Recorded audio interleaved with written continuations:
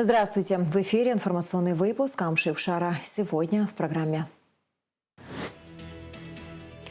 Бадра Гунба обсудил с руководителем профильных структур ход работ по ликвидации последствий стихийного бедствия в восточных районах Абхазии. На фоне перенасыщения рынка частного сектора и открытия новых гостиничных комплексов эксперты все чаще произносят слово «демпинг». Радостное настроение и теплая атмосфера. В парке имени Тараса Шамба прошли праздничные мероприятия, приуроченные ко Дню защиты детей. Комедию «Женитьба» по мотивам одноименной пьесы Гоголя в Абхазском драмтеатре поставит известный режиссер Роман Габрия.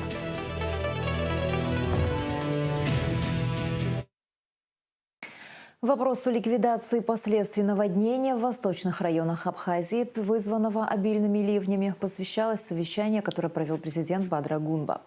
По словам главы Тхорчалского района Германа Кочарава, жители наиболее пострадавших сел уже могут беспрепятственно добираться до своих домов. Восстановлены дороги и установлены временные мостовые конструкции. Особое внимание Кочарава уделил проблеме обеспечения населения города Тхорчал питьевой водой. Бадра Гунба поручил уделить особое внимание приведению в нормативное состояние мостовых сооружений, объектов транспортной инфраструктуры. Отдельно президент поручил представить предложение по обеспечению Тхорчала качественной питьевой водой и оказать помощь жителям домов в Тхорчале, чьи квартиры пострадали в результате неудовлетворительного состояния кровель. По Тхорчальскому району Бадра Зурабова ситуация такая, в районе, начиная, с село Царча, люди полностью могут попасть себе домой, восстановили все дороги, и мосты это всего лишь временно. Что касается города, проблема, по поводу питьевой воды. У нас из года в год, если пойдет дождь, то у нас потом после этого идет в Тхорчал грязная вода. И мы организовали, гуманитарную помощь. Многие наши тхорчальцы организовали гуманитарную помощь. И сегодня, на данный момент, ситуация не из простых, касаемо нашей питьевой воды. Я думаю, в будущем мы будем эти вопросы с вами вместе обсуждать, что нам в дальнейшем делать. В деревнях самое главное, что люди могли зайти к себе домой. Особую благодарность, тем людям сегодня, кто в районе осуществляет нам помощь. 16 аварийных участков было восстановлены все подъездные пути к селам. В ближайшее время приступаем уже к работам по реке Алцга. Мелкие реки уже полностью привели в порядок. По крупным объектам, которые пострадали, это у нас мост через реку Алцга, который находится на республиканской трассе. Здесь необходимо будет уже проводить более серьезные масштабные работы. Республиканская дорога находится под угрозой подмыва, в связи с чем это требует неотлагательного вмешательства и устранения этого вопроса. Два моста, которые пострадали в большей степени, один из них полностью был подмыт и не подлежит восстановлению. Сейчас мы переговорили с берегозащитой, они будут приступать к его капитальному ремонту. Даже не капитальный ремонт, это будет новое строительство моста. И две опоры, которые у нас просели в Царче, берегозащита также будет заниматься восстановлением этого участка. Также в село Агармара у нас произошло обрушение моста. Сейчас мы с коллегами обсуждаем наиболее оптимальный вариант решения данного вопроса. Как только сойдемся во мнениях, доложим вам и уже обсудим методы выхода из ситуации.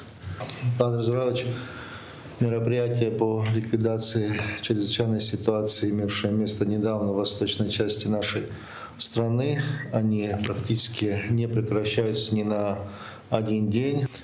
Вся техника, имеющаяся в наличии республики, в большей ее части была направлена в Тхорчальский район. Ведутся работы по реконструкции мостов, подъездных путей.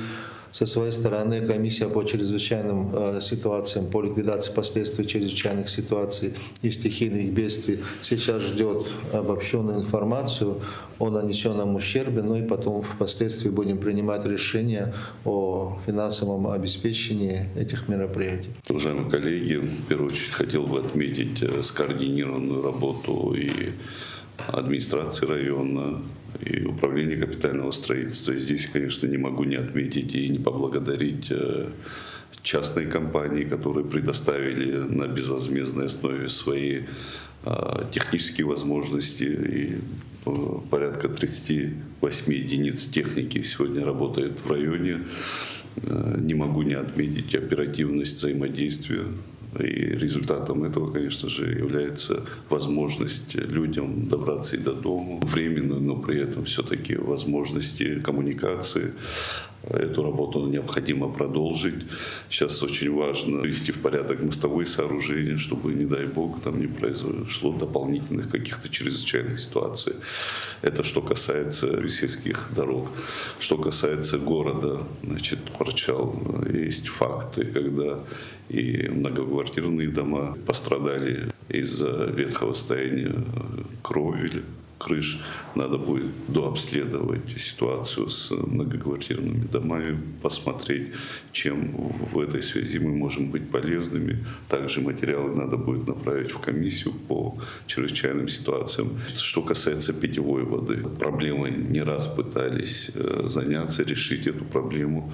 К сожалению, до сих пор эта проблема не решена. После каждых ливневых дождей питьевая вода становится непригодной для использования.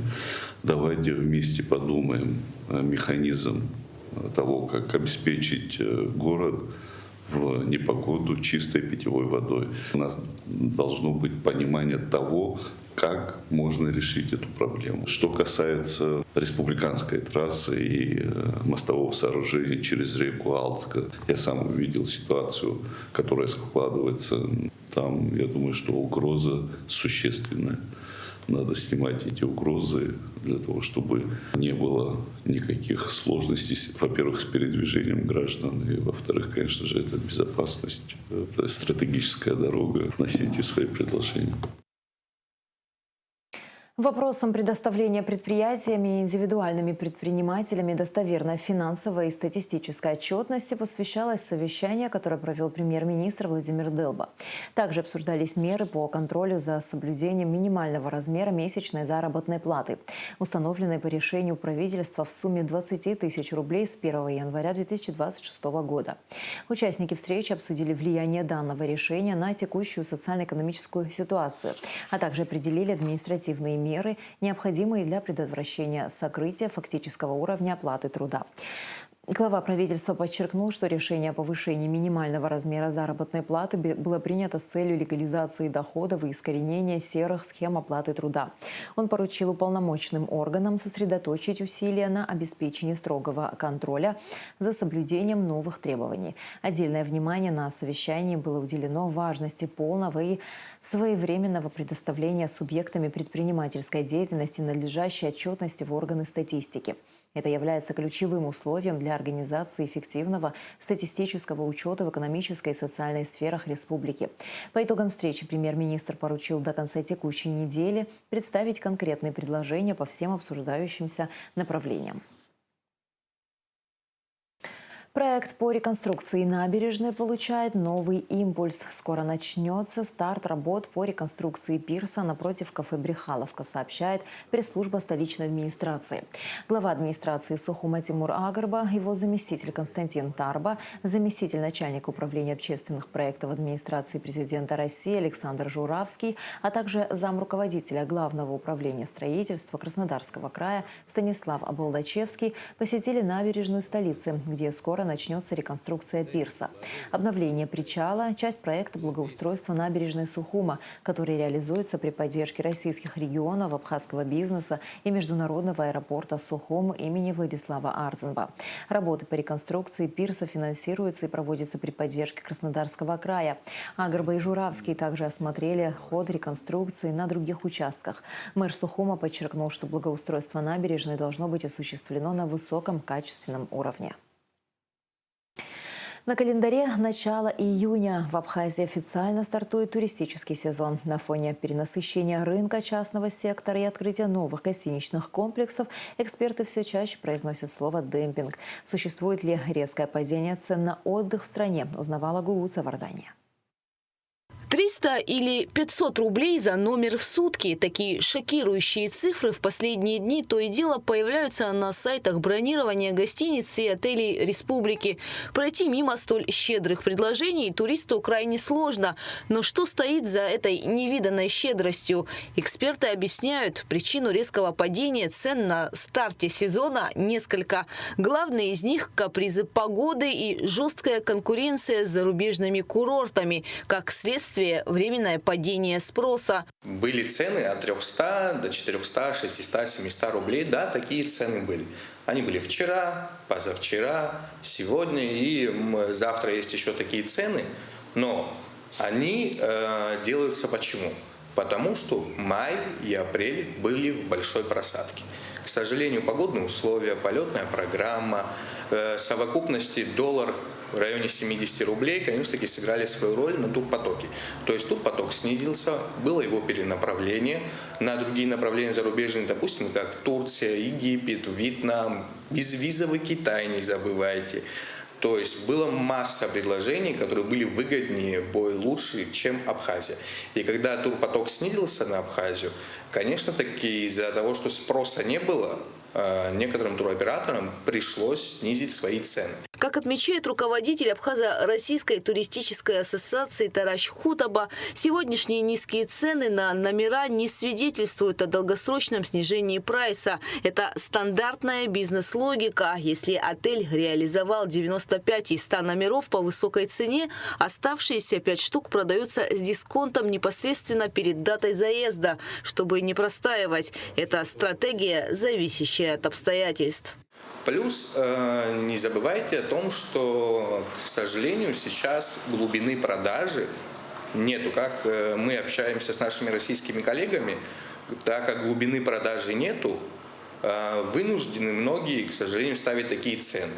Но если углубиться в понятие демпинга, демпинг – это то понимание, когда ты снижаешь резко цену при хорошем спросе. Это делается для конкуренции, то есть когда ты хочешь вытеснить с рынка своих конкурентов, либо для маркетинга. Но так как спроса не было, понимать демпинг в классическом его понимании нельзя. Уже сегодня стоимость проживания в простых номерах категорий стандарт и эконом в таких гостиницах, как Абхазия, Россия, Лазурный берег, Апсны или других составляет от 20 до 40 тысяч рублей на двоих за неделю без учета перелета и трансфера. В среднем сутки в номере обходится от 3000 рублей. Судить по одному дню, особенно, допустим, если сегодня 2 число, и вы будете на 2 июня смотреть, да, цена, возможно, будет маленькая. Но если смотреть со 2 июня, допустим, по 6 июня, с 3 по 7 июня, то цена будет довольно-таки адекватная, она будет в районе 2-3 тысяч за сутки. В периоды низкого спроса некоторые ательеры принимают решение консервации номерного фонда. Это вынужденная мера, позволяющая избежать резкого снижения цен и сохранить позиционирование объекта. Однако подобная стратегия сопряжена с определенными рисками. Консервация тоже имеет свои плюсы и минусы. То есть, если ты не обременен какими-либо договорами, контрактами, то консервация еще выгодна. Но открытие после консервации, всегда, конечно, таки очень финансово тяжко. Открытие после консервации. Но так как у тебя есть обязательства и договора, потому что каждый туроператор, который взял в жесткую квоту какой-либо объект, он платит абсолютно всю сумму от начала сезона, то есть в низкий сезон, до пика его. То есть за весь год все эти гостиницы и номера проплачены не за 300 рублей, не за 400 рублей, они проплачены от 3 до 6 тысяч рублей за номер. То есть ательер обязан держать свой отель. Ательер не продает за эту цену. В минус уходят только туроператоры из-за того, что спроса не было.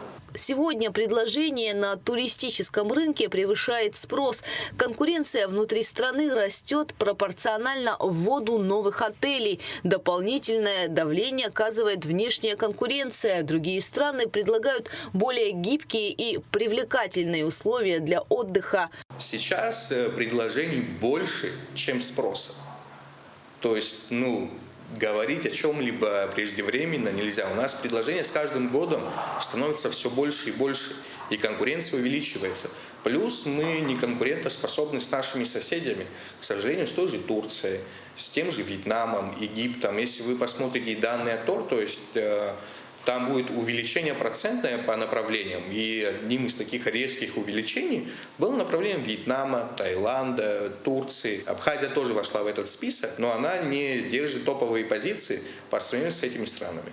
Прогнозировать, какими будут цены на долгосрочную перспективу, эксперты не решаются. Слишком много переменных, от геополитической обстановки до банального прогноза погоды. По какому сценарию пойдет рынок, покажет только время и обстоятельства. Гугу Савардания, Заур Лиев, Абхазское телевидение. Избраны 19 депутатов, которые войдут в первый созыв молодежного парламента Абхазии. Напомним, что решение о создании молодежного парламента и формировании постоянно действующей комиссии по избранию его депутатов было принято Народным собранием парламентом Республики Абхазия 20 мая 2025 года.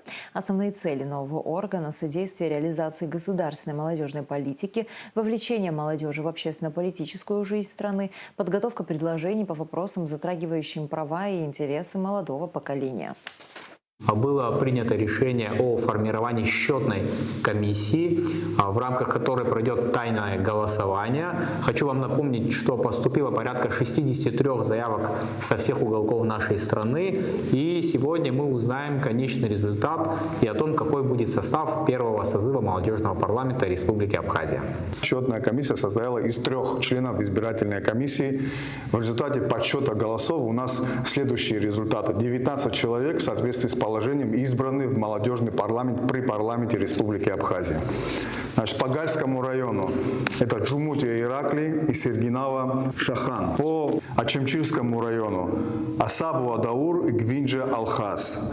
По Гулерыбскому району Козловский Данила и Куламба Саид. По Сухумскому району у нас там безальтернативно Минасян Роберт и Хварцкий Аслан, выбраны депутатами. По Удаутскому району Агарба Амир и Хагба София. По Гагарскому району Бгамба Арифа и Какубава Адель. И, наконец, у нас остается, получается, Кварчальский район. Это Габуния, Аида и Ласурия, Анас. И город Сухум у нас состоит из 5 депутатов молодежного парламента, как самый большой территориальный орган. Получается, у нас там выборы выиграли Айба Александр, Арчеля Сандро, Ашуба Самей, Ходжава Даниил и Шамба Екатерина.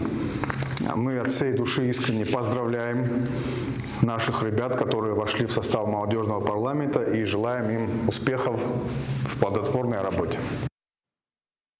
Радостное настроение, теплая атмосфера в парке имени Тараса Шамба, который в народе называют «Сказка». Прошли праздничные мероприятия, приуроченные к Дню защиты детей. Виновники торжества остались под хорошим впечатлением от праздника.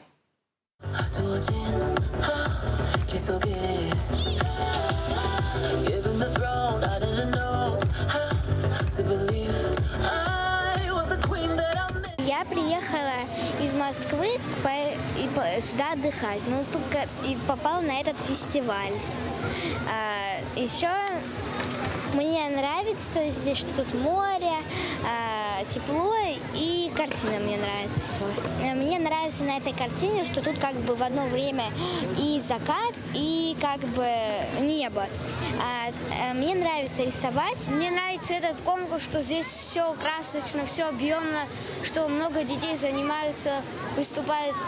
Еще хочу добавить, что вот эта картина победила в конкурсе приз зрительских симпатий среди 50 тысяч участников. И также вот еще одна картина. Эту картину я нарисовал у себя в Дом юношественной художки. Я пришел сюда с братом рисовать, на природу смотреть. Но понравилось, что весь праздник был такой яркий. В насыщенную программу празднования входили квест «Путешествие детей», выступления гимнастов, сладкие угощения, аквагрим и многое другое. А завершилось все детской дискотекой. Нам сделали здесь большой ремонт, очень хорошо, все приспособлено прекрасно. Эшба Беслан Федорович постарался, чтобы дети, дошколята выступали каждый год здесь. Настолько здесь уютно, хорошо, прекрасно. Мы все очень радуемся. У нас в городе Сухум 13 детских садов. Конечно же, детки все участвуют. Сегодня у нас типа круиза. Открыли все детские сады, все 13 детских садов под музыку, под марш. А затем у нас каждый детский сад подготовил свои номера. Это называется спортивный круиз. Взрослые понимают, насколько важно дарить деткам счастье. А День защиты детей как раз тот самый повод порадовать самых маленьких. Центр детского творчества ежегодно принимает участие в мероприятиях. В самом центре организовано более 15 направлений. Наши дети, учащиеся Центра детского творчества, сегодня активно принимают участие в данном мероприятии, в данном празднике, а именно выставляют свои работы, которые мы, в принципе, сейчас можем и увидеть. Это и аквилинг, это и вязание, это мастер-классы, организованные здесь, ну и, конечно же, художественные выставки, как от 6 лет, так и до 18 лет. Каждый учащийся школы здесь найдет для себя занятия в и художественном, и прикладном направлениях. Центр детского творчества за полгода заблаговременно готовится к выставочной итоговой работе. Для нас, для наших детей, это итоговая выставочная работа в этом учебном году. Также детей порадовала аниматорская программа «А наука» – научно-популярный проект, победитель новых медиа. Увлеченные зрители увидели шоу с ростовыми куклами, научные эксперименты, конкурсы и получили подарки. Целевая аудитория от 20 до 30 лет. Но Рада Чачава, руководитель проекта «А наука», отметила, что научное просвещение может быть интересно и в юном возрасте. Главное – правильно заинтересовать детей. Для начала мы, конечно, нашли прекрасную команду аниматоров Сухум, которые разработали весь сценарий и сейчас непосредственно развлекают детей. После мы подали письмо на согласование в администрацию города. Нас поддержала управ образования столицы, и вот мы здесь. Это действительно первое мероприятие нашего проекта, первое из многих, которые запланированы. Для нас очень важно проводить социальные мероприятия, поскольку цель нашего проекта социальная, это популяризация науки, в том числе среди подрастающего поколения. Мы очень долго разрабатывали дизайн наклеек, очень много работали над всей концепцией мероприятия, поэтому, конечно, мне немножко волнительно. Дети с удовольствием проводят время, а взрослые, наблюдая за ними, получают хорошее настроение. Ведь детство не вечно, и нужно наслаждаться каждым его мгновением.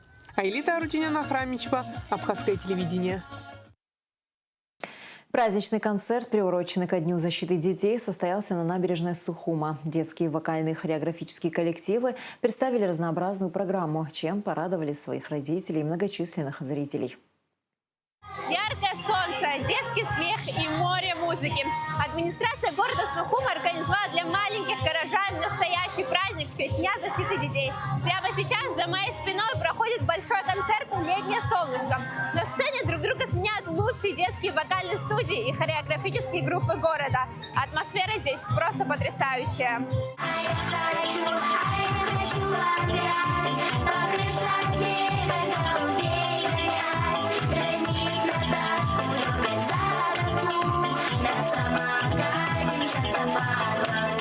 На сцене настоящие маленькие звезды. Совершенно не боясь сотен зрительских глаз, ребята уверенно выходят на публику.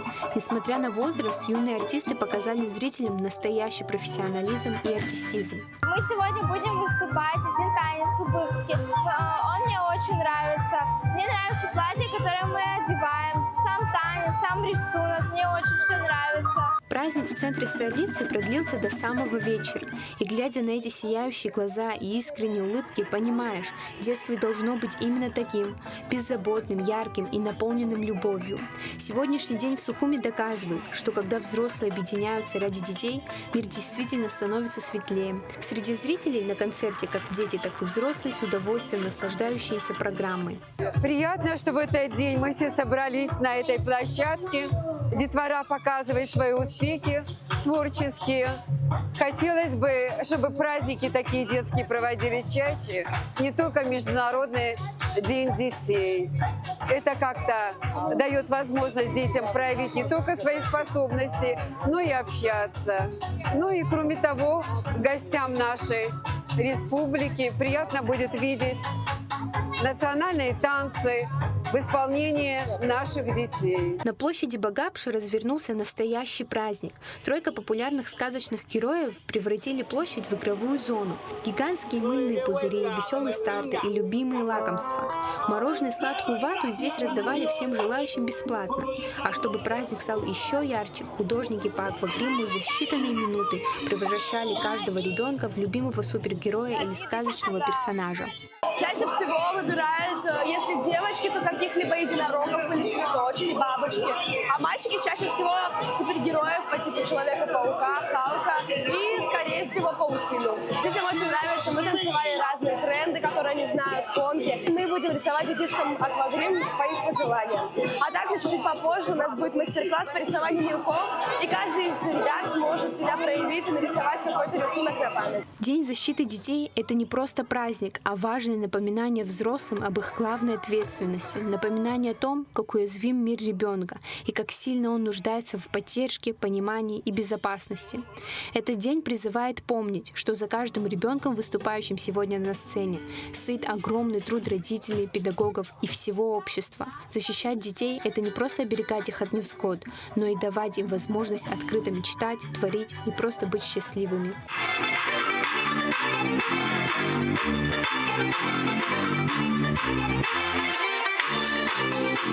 Ирина Богателя, Давид Хашик, Абхазское телевидение.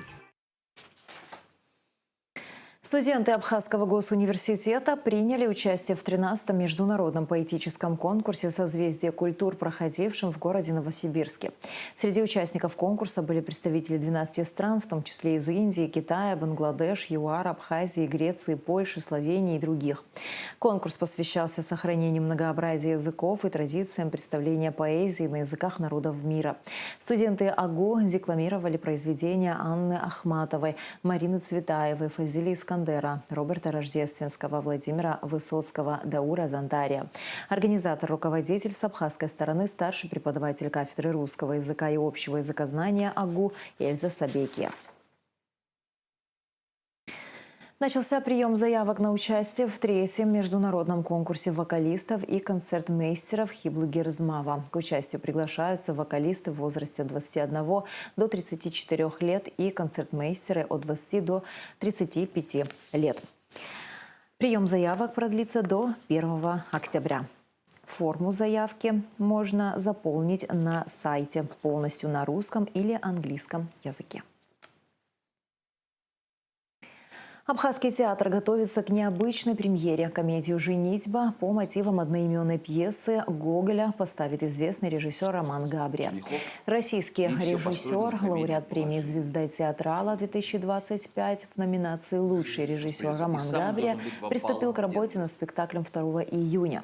По словам генерального директора театра Хиблы Мукба, встреча долгожданная и многообещающая. Впереди 3 месяца совместной работы абхазских актеров с Романом Габрия, режиссером, чьи работы покоряют сотни сердец любителей театрального искусства на лучших сценах России. Премьера спектакля «Женитьба» запланирована на сентябрь. Этой яркой постановкой Абхазский театр откроет 96-й театральный сезон. Сегодня в первый раз я встретился с ансамблем, с которым мне предстоит работать, и поделился с ними своей идеей, замыслом, что мне бы хотелось из комедии Гоголя «Женитьба» сделать комедию на тему 90-х в Сухум, чтобы рассказать, как комично иногда случаются встречи в жизни простого жителя города. Поделился идеями, предложениями. В общем-то, артисты откликнулись очень позитивно. Надеюсь, что будет весело. 9 ролей, 9 артистов. Это наше первое знакомство, и, надеюсь, оно перерастет в творческую дружбу и союз наш как минимум. Вот. Мне эта затея вся безумно нравится, вот. И приехал я с удовольствием, и душевно я очень сильно заряжен на то, чтобы самому даже поучиться в чем-то, как интересно можно сделать комедию, вот, потому что сейчас не часто приходится заниматься именно юмором, вот, а хотелось бы уметь это делать, поэтому как-то я вот настроен на это. Театр «Искандера» примет участие в фестивале «Комедия Фест» в Нижнем Новгороде. 4 июня Русдрам представит спектакль «Пастух Махаз». «Комедия Фест» проходит в 5-й раз с неизменными аншлагами, обсуждениями и исследованиями, какой бывает комедия и почему важен смех в театре. Фестиваль ежегодно проводится при поддержке администрации Нижнего Новгорода. В 2026 году экспертный совет отбирал спектакли из 124 заявок из 77 городов России и ближнего зарубежья.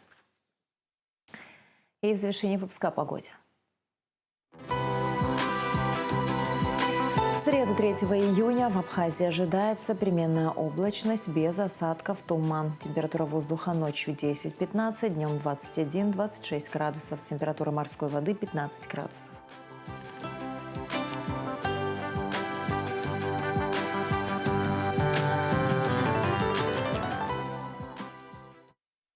На этом наш выпуск завершен. До скорых встреч в эфире.